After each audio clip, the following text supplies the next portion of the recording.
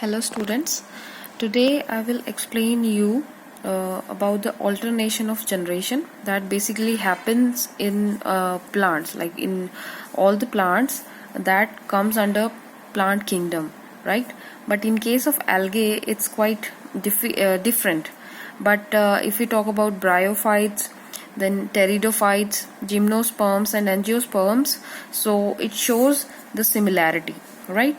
So alternation of generation, as the name says, alternation happens in generation. That is, in plants there are two phases in case of plant kingdom. So one phase is diploid and the other is haploid, right?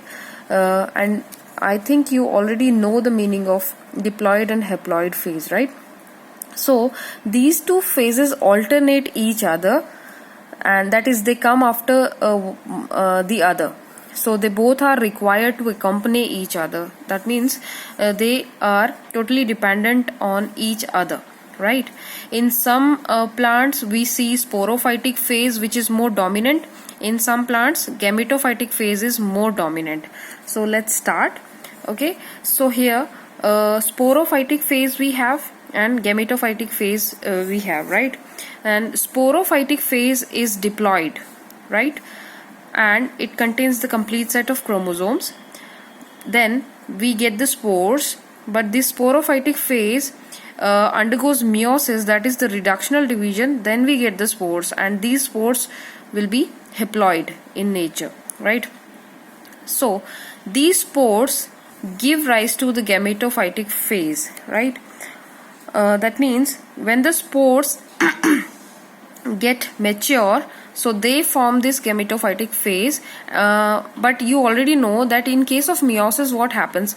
The reductional division happens. That means the diploid will become haploid, and this spore will give rise to, again, these spores will be haploid. They will give rise to gametophytic phase, that will be haploid, right? Now what happens? Sporophytic phase is responsible for giving rise to spores, and these spores happens in case of asexual and in sexual phase. Like you can see both the phases, but in case of plants we are talking about the sexual spores, right? So these gametophytic phase further undergo mitosis, that is the equational division, to give rise to gametes. Since this gametophytic phase is haploid, it will undergo mitosis. It can't undergo meiosis because meiosis will reduce the number, but that is not possible. So it will undergo mitosis, and it will give rise to the gametes which will be haploid again. So the male haploid and the female haploid gamete, right? And these two gamete when fuse, so obviously you know they will form the zygote, that will be the diploid, right? Zygote will always be the diploid, right? And this zygote will come under the sporophytic generation, right? Because this is diploid, right? And this will give rise to the mature sporophytic phase. So this cycle, you can see the cycle here, this continues generation after generation in case of plants. That is why the name comes as alternation of generation, right? In some plants sporophytic phase is more dominant, in some plants gametophytic phase is more dominant, right?